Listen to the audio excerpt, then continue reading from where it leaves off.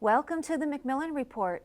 I'm Marilyn Wilkes, your host, and our guest is Thomas Pogge. He's the director of the Global Justice Program at the MacMillan Center and is the Leitner Professor of Philosophy and International Affairs at Yale University. Professor Pogge has published widely on Kant and moral and political philosophy, including various books on Rawls and global justice.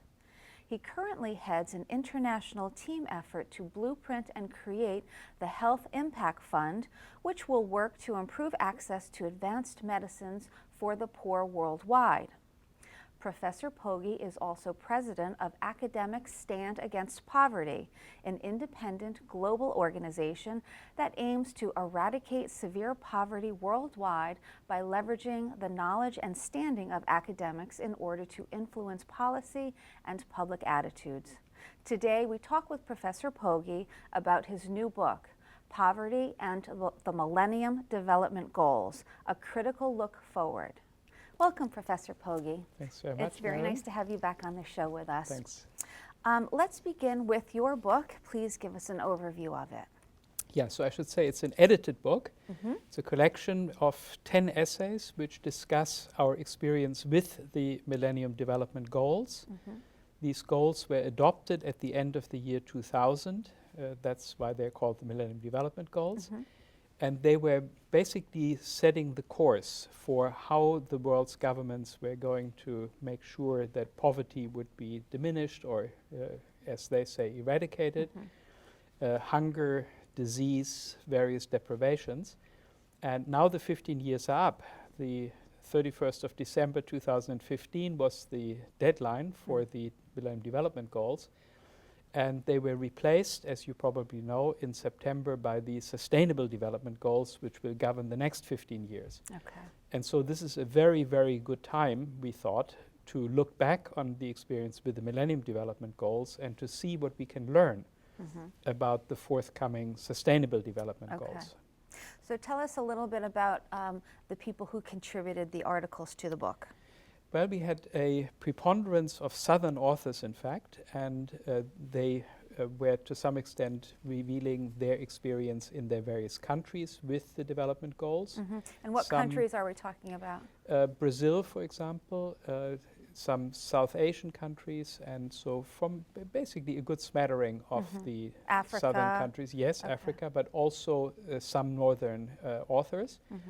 And so we have, for example, some very detailed commentary. So the Brazilian contribution was talking in particular about how one educational development goal had pushed things in a good direction for some people, but had overlooked another crucial group of people, namely people who did not get a primary education when they were supposed to get it in their early years, and are now getting schooling very late in life. And it's essentially governments are incentivized because they want to look good relative to the Millennium Development Goals, are incentivized to do certain things, but they're also thereby, their attention is diverted from other things that are also important and that they might also do.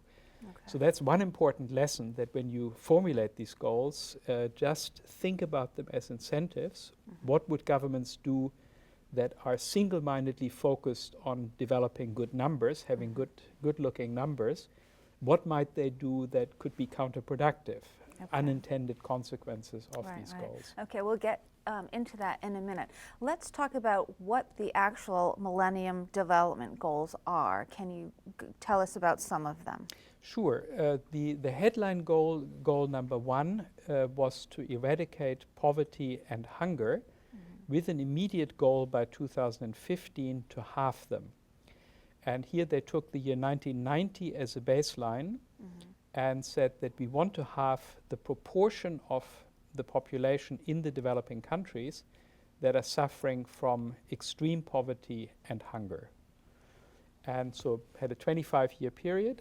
If you ask me, I thought this was somewhat under-ambitious to take 25 years to solve only half a problem that is so massive and severe. But anyway, that was the goal.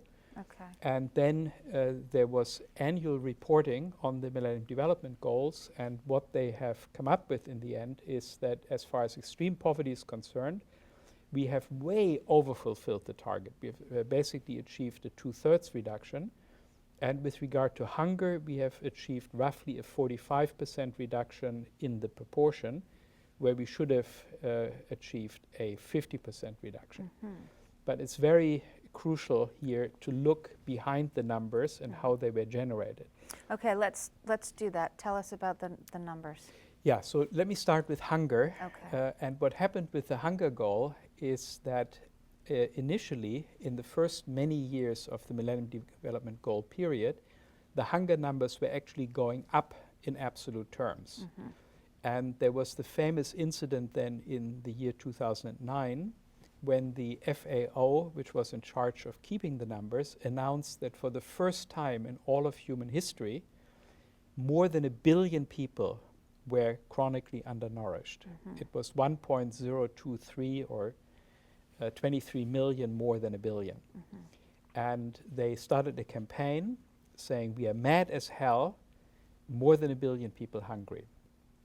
Now that was in the wake of food riots in about 28 countries, developing countries. You may remember the Arab Spring was partly caused by these or initiated by these food riots. And it was very unwelcome news for the World Bank, because the World Bank had for years and years been saying that extreme poverty is falling like a brick, much faster than we had even announced. And so the few people in the world who care about these things, they were looking at these numbers and saying, that can't be right. How can hunger go up and up and up while extreme poverty is going down and down and down? We thought that hunger is extreme poverty. These are essentially the same people. And so what happened then was that very quickly the FAO was told to convene a panel of experts and to revise its methodology for counting the hungry. So what was the problem, you know, at the problem of? Well, the problem was, if you ask me again, I think that there were severe problems in the methodology of the World Bank. The World Bank is using a money metric poverty line where they convert from one currency to the next in terms of the prices of all the goods and services, right? You're not using, when you convert, you're not using the exchange rate that you get at the bank, because obviously a person who has $1 in India can buy more with that dollar than what a person can buy in the United States. Right. So what they use is purchasing power parities. So to give you an example, $1 is worth about 60 rupees in India, but the World Bank is saying that about 16 rupees is sufficient to have as much purchasing power as $1 gives you in the United States. Now that is true in general if you buy the kind of stuff that the population of India or the United States is buying. But if you are very, very poor, then you buy only a very small subsegment of all the goods and services that go into the purchasing power parity calculations. And that very small subsegment is essentially foodstuffs, basic foodstuffs. And basic foodstuffs, it turns out, are cheaper in India than they are in the US, but not as much cheaper as the purchasing powers of the World Bank would suggest. And so the World Bank's tracking is really way off, because the World Bank, in using consumer price indices and purchasing power parities to convert the anchoring US dollar of the year 2005 into other years and other currencies, is distorting the conversion.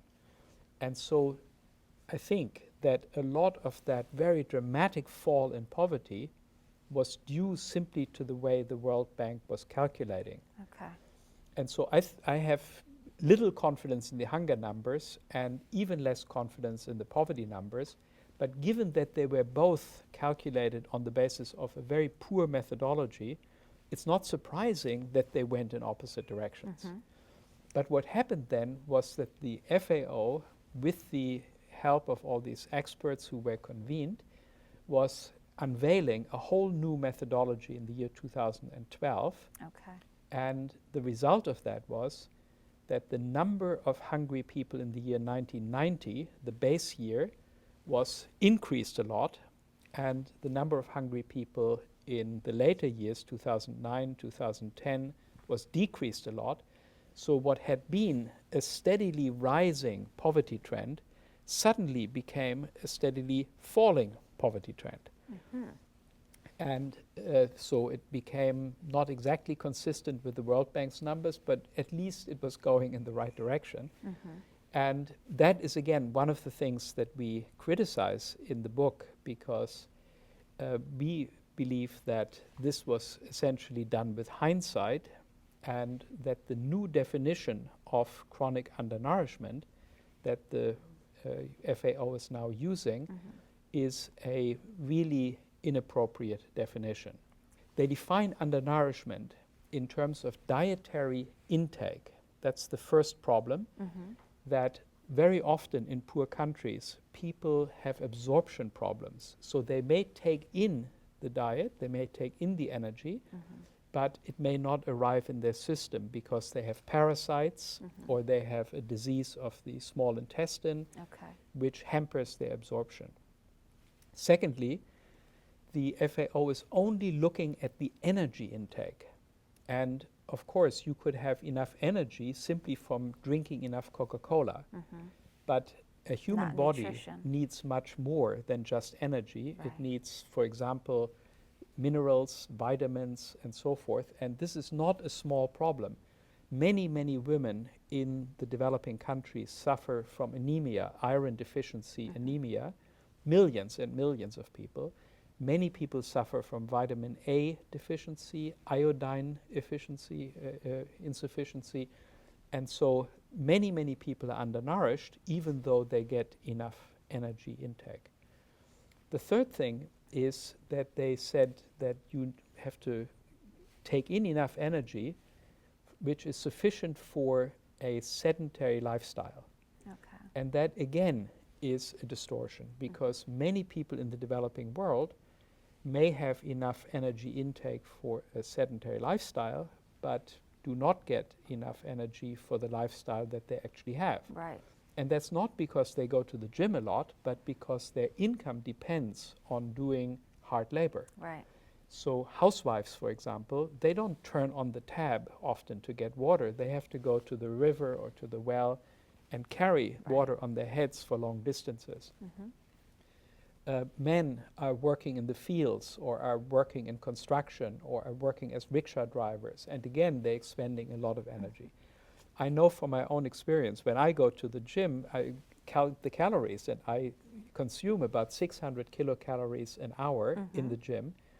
And so the 1800 kilocalories that the FAO thinks are sufficient, well, they are sufficient if I just type all day long, but if I just go to the gym for only 1 hour, I'm at 2400. Right. And of course, people in the developing world don't work just for 1 hour, they Right. work the whole day long. And if they work, let's say, 8 hours at half the energy level that I consume in the gym, that would be an additional 1800 kilocalories that would double their energy need or energy consumption. And the fourth and final condition that the FAO's definition includes is that you have to be below that minimum energy level for a sedentary lifestyle for over a year before you count as undernourished. And to defend that, they say we realize that being below that level may be stressful if it's below a year, but we focus very narrowly on nutritional deficits that are detrimental to health. So in other words, if you go below that energy level of the sedentary lifestyle for less than a year, it's not detrimental to health. And that, of course, is totally ridiculous because, as we all know, from hunger strikes and from famines, people die in 45 to 60 years if they don't get enough energy. And so, again, the FAO definition leaves out many, many people. It leaves out those people who have absorption problems, those people who work hard, those people who have nutritional deficits other than energy, and those people who have shorter periods of undernourishment. So how does that happen? How does such a mistake like that happen? Well, I surmise, and I have a little bit of anecdotal evidence about that, I surmise that this is because the FAO got under a lot of pressure. They got under pressure especially when they came out with this big news, more than 1 billion people hungry. They hung that from the windows of the FAO headquarters in Rome. It was big news in 2009. And so it got a lot of governments upset, because governments, of course, were very proud of their globalization project and how it was lifting all boats and helping especially the poor, and we would never engage in it if it weren't helping the poor and so on. And so the FAO got under pressure and felt they needed to do something. Now, why didn't the FAO hold their head up high and say, these are the numbers, and you better live with them, and you have to change your policies rather than we change our numbers? Right. Well, the FAO is an intergovernmental organization. Their leaders are appointed by governments.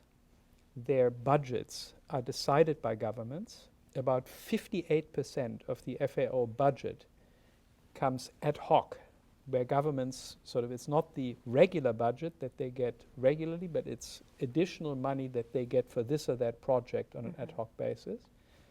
And so it's very important, if you care about poor people and if you care about the work that the FAO is doing, to be on good terms with governments. And if governments get really displeased with you, they will not give you money. Right, they will not give you money. And so the FAO people were, I think, in a very difficult situation. Yes. On the one hand, they felt that being honest and true to the poor meant they had to defend their numbers and say, this is what's really happening in the world. Hunger is getting worse. On the other hand, if you want to keep up your good work and get the cooperation of governments, you feel that maybe you have to betray the numbers and just give the governments what they want so that they give you what you need to do your job. It seems like a catch-22. How do you get around that? Well, the answer is very obvious. We cannot leave the measurement of progress to these weak, vulnerable, politically exposed intergovernmental agencies, because we put them in an impossible position. What do we have universities for? Right? We have fantastic experts on food, on hunger, on poverty in universities. We have an existing network of universities that spans the globe, of people who are working together already, who are in the same discipline, who peer review one another's work. We could easily create a poverty measurement, undernourishment measurement operation, a network of people that is much better than anything the FAO can field.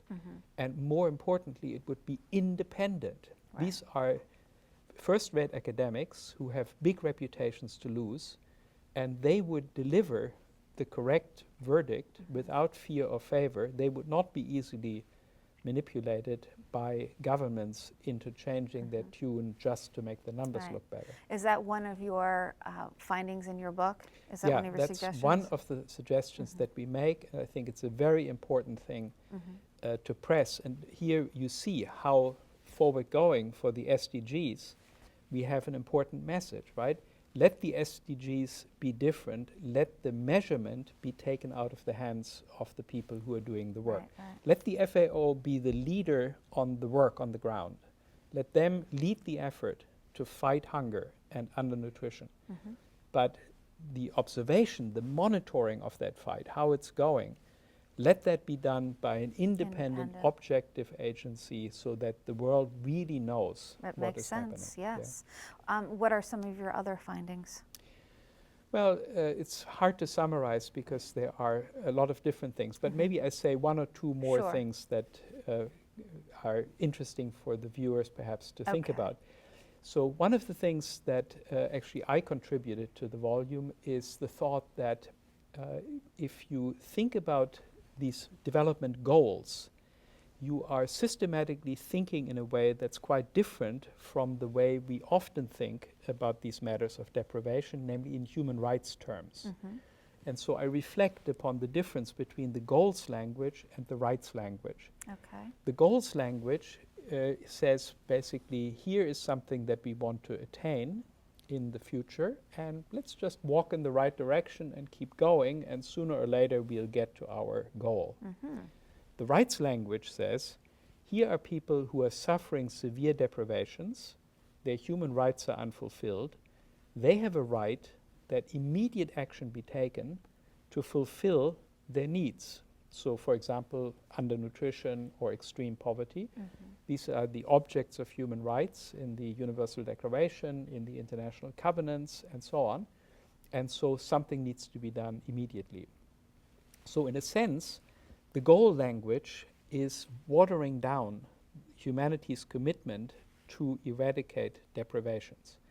And to drive that home, just imagine, for example, FDR, Roosevelt had said in 1941, you know, the horrible things are being done by the Nazis. They're overrunning countries in Europe. They are putting hundreds of thousands of people into concentration camps. We should set the goal of halving the number of people suffering by 1960, in 19 years or something like that. I mean, that would have been a pretty ridiculous thing to say. If people's human rights are being violated, you can't sort of make that a goal and say, yeah, we do a little bit every day and we sort of get it down. And so I think that, again, we were too easily sucked into the language of goals and thereby appeased with regard to demanding immediate full action. And, you know, the thing what's really heartbreaking about these problems of deprivations, of poverty, of undernourishment, of disease, is that in economic terms, these problems are tiny. You know, at the cost of invading Iraq, you could abolish hunger and severe poverty worldwide very easily. It is economically a small problem, and in human terms, it's still half of humanity are living on the brink of life-threatening deprivation. And today, with today's technologies, administrative capacities, economic wherewithal, we could wipe these problems out, and I think we should. I completely agree. Why do you think we are not wiping them out, since it is possible? Well, I think that politicians, for better or worse, think that this is something that nobody's really going to reward them for. And to the contrary, voters may feel restive if too much money is spent abroad. You see it, for example, with the promise that was made in the 1970s, where all the developed countries promised they would spend 0.7% of their gross national product on development assistance. A few countries have reached that target. Britain very recently, Finland, Sweden, Norway, I think Denmark, maybe the Netherlands at some point, but not anymore. But the vast majority of countries has never reached that goal, never gotten anywhere near. The United States is sort of hovering in the teens even, I mean, way below 0.7, somewhere around 0.19, 18, something like that. So this is simply that it's too easy for nationalist politicians to step forward and to say, the government is giving away the store. You know, they are giving all your tax money to foreigners, and then, of course, you start talking about the corruption abroad and so on, and that it's sending money down a rat hole and so forth. And so I think that is the way that it's just too easy for nationalist politicians to block and to oppose this kind of move. And frankly, few politicians really care enough. Politicians are, for the most part, interested in their own careers, in their own success politically. And when they win and when they have power, they try to preserve that power, and they don't really think about the morally most urgent issues. So in terms of the sustainable development goals that have been developed, what are your thoughts on those? Well, the Sustainable Development Goals are very different. They are much, much longer. So you have, instead of 18 targets, you have 169 targets. Wow. The MDGs were 8 goals and 18 targets. So here we have 17 goals and 169 targets. So it's a very, very long list. And it is a more comprehensive list, which again has some of the old goals included in it, but also a lot of other new things. And one thing that is especially noteworthy and important is that you have inequality as a specific goal, that inequality should be reduced. The goal is then watered down by one of the targets, which says that the reduction of inequality should have begun before 2030. So inequality can still go up until 2029, and then it should, which is really lame. You know, we should think about inequality right now, and we should certainly aim to have less inequality in the world, both international and intranational, in 2030 than we have today. So, but anyway, the SDGs at least have talk about inequality. They talk about illicit financial flows, a very important topic, that a lot of money is being sucked out of poor countries with the help of tax havens, corrupt law firms, accounting firms, financial advisors, and so on. Important multinational corporations, as in the meantime we all have learned, pay very little taxes in the US, very little in Europe. But guess how much they pay in the poor countries, who are much more defenseless and much less able to resist, right? They pay no taxes.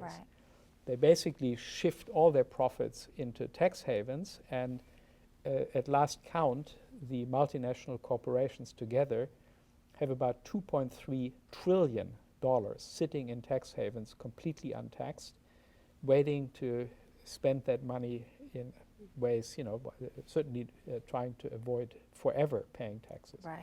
Many companies are now trying to use inversions, where they buy a company abroad and then shift their headquarters to the company they've bought. So Pfizer is currently doing that, a big pharmaceutical company, trying to become a non-US company, and thereby permanently to avoid paying taxes on the accumulated money in tax havens. So that's a problem that the SDGs at least flag. They mention it. They don't thematize it in an appropriate way, but at least it's in there. And so, and then of course the environment. The name Sustainable Development Goals already suggests that there is a concern with the environment, and at least it gets mentioned. Okay, so ultimately, what do you hope your book will do?